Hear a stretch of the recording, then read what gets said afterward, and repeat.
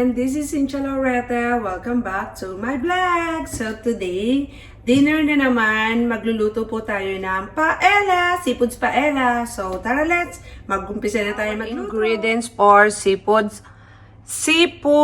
paella. So we have chicken, pork, in-stick na natin siya. Parang pinirito lang natin na may asin, paminta, tsaka paprika powder. So meron tayong fish stock. Yung cubes lang yan na tinunaw ko lang siya. Pinaka-pansabaw natin para dito sa rice. Ito ang gagamitin kong rice, basmati rice. Para sa ating seafood paella, meron tayong tugpo. Meron tayong, ano ba to? Squid, puset. Meron tayong sibuyas, bawang, saffron, paprika, tomatoes. Hindi na ako naghiwa. Meron na yan, chunk tomato. And then, meron tayong green peas, oil, paprika powder, salt, pepper. At meron po tayong tahong. Yung blue shell, nakababad lang doon. Pakita na natin. Ayan ang ating blue shell. So, tara, let's magluto na tayo.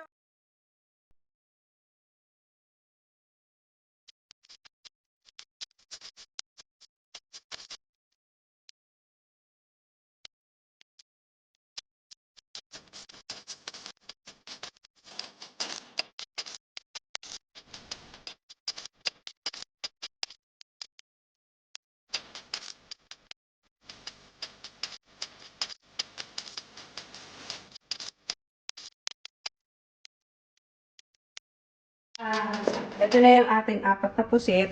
So, tinanggal ko yung mga ulo niya. Hindi natin gagamitin yan sa paella. So, iwayway natin lang siya ng pabilog.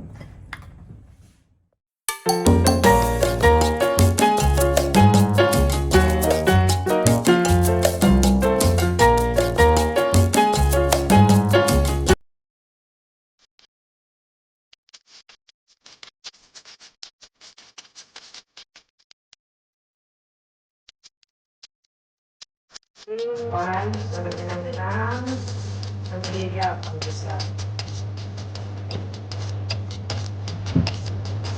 And then, sa mainit na siya, gisa na natin ang meron tayong garlic, onion, and paprika. So, gisa natin ang garlic.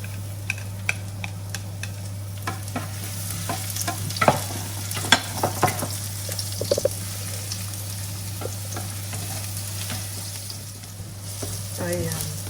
Hintayin lang natin siya mag-brown. Tapos,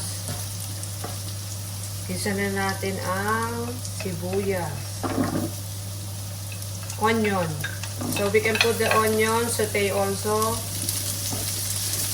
Nakamba talaga may English. So, ayan.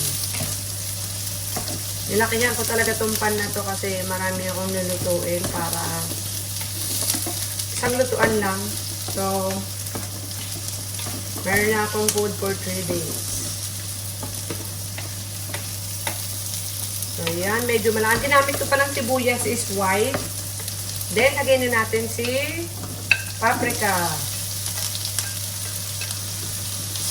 Gisa-gisa lang siya, guys. Saute-saute. After masute ni paprika, garlic, and onion, then, susunod na natin si squid, yung puset. Si pusit. Yan. Okay. Actually, pwede namang gumamit kayo ng may kamatis pa to, tomatoes. Pwede naman kayo gumamit ng sariwang kamatis, first tomato. Pero dahil meron ako dito tomato chunk, yun na lang yung gagamitin ko para hindi na ako maghihiwa. So, ito na yung puset. Next natin.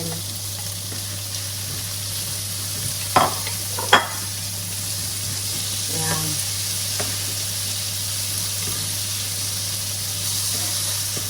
Kalagay natin yung puset. Sunod na natin ito yung tomatoes na naka-ready na. Chunk tomatoes siya. Ay! Nalaglag pa. Yan, ilagay na natin yung tomato pure. Yung chunk. Diyan na rin yung squid. So, lagyan na natin siya ng salt. Yung salt, depende sa dami. At saka titikman-tikman nyo naman siya. Time to time, titikman nyo. Then, lagyan natin ng pepper. Ako mahilig ako sa pepper, kaya dadagdagan ko ito. Then, lagyan natin siya ng paprika powder.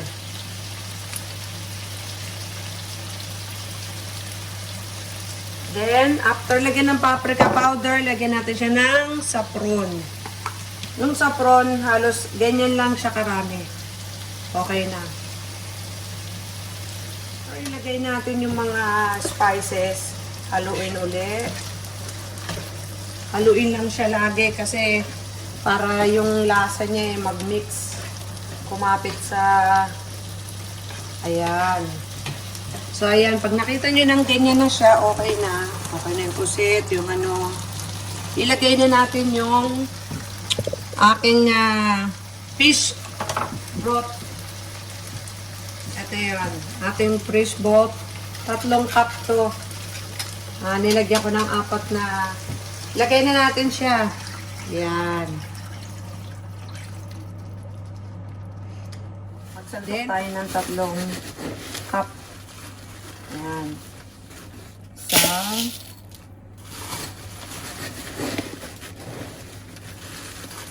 Dalawa. 3. Hugasan natin siya kasi medyo maamoy ito pero maganda nitong bigas ng basmati rice na to para sa ating paella rice. Tingnan mo naman whole grain siya. Medyo may amoy lang. Ayan. Ayan ang aking ginamit. Basmati rice. So, 3 beses ko siya hugasan kasi may amoy. Ito na yung pangatlong hugas. Tapos pinipis-pis ko siya. Para pag nilagay natin siya, wala siyang amoy. So, ayan guys. So, ayan, nahugasan ko na yung basmati rice. Ayan, kumukulo na siya. So, ilagay na natin siya. Ayan. Itong basmati rice is whole grain yan. Whole grain.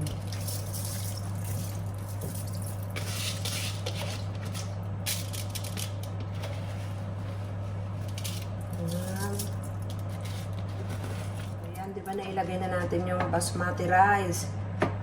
Ngayon, ilagay na natin yung basmati rice. Habang kumukulo yan, ilagay na natin tong sugpo. Ayan.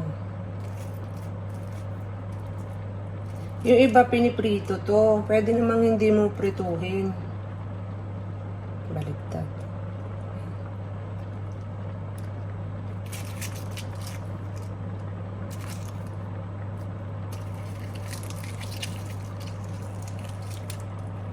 Ilagay ko na yung ating sugpo. Ilalagay ko naman yung ating tahong.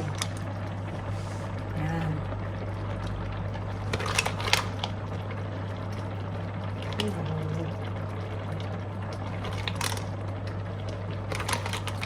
Tahong.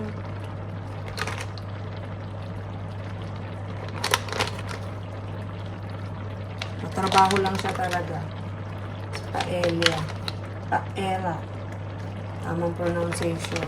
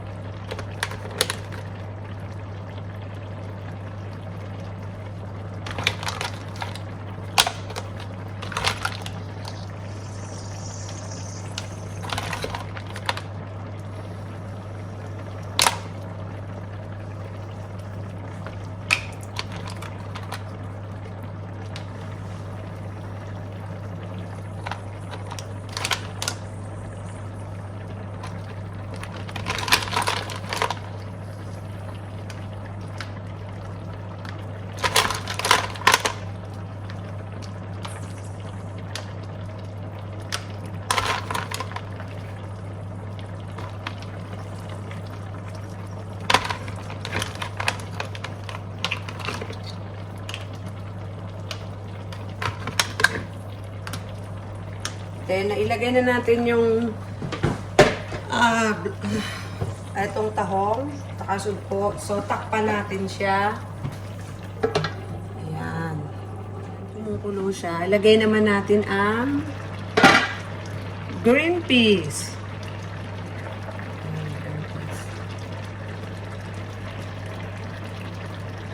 Sa inyo naman yan kung ano gusto nyo ilagay. Basta ako nilagay ko lang tahong, sugpo, at saka puset, green peas. And then meron pa ako ilalagay dyan. Sa top niya, lalagyan ko pa siya ng pork and chicken na pinrito ko lang siya sa konting mantika, binalibaliktad ko lang, ganun lang. Tapos, lagyan lang ng asin at paprika. So, takpan ulit natin. Paininin na natin yung kanin. Kulo na ng gusto.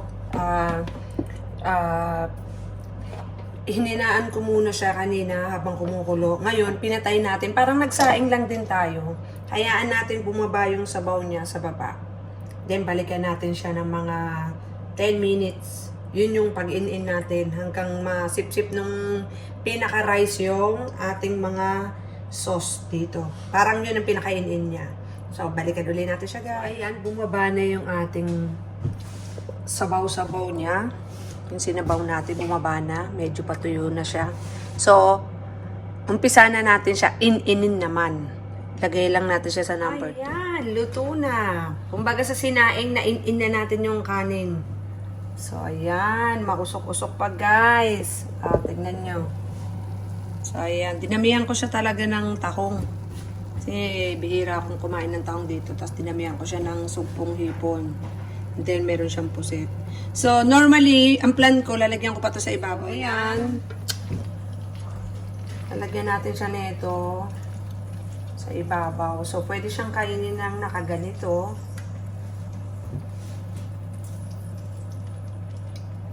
Yan. Kasi, syempre, sa mga handaan, meron naman tao na ayaw ng seafoods. Gusto may manok. Oops, mainit.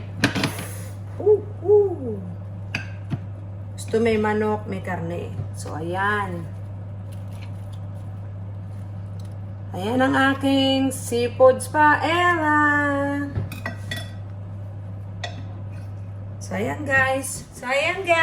Thanks for watching. Bye! I hope you like it. Nam nam nam nam!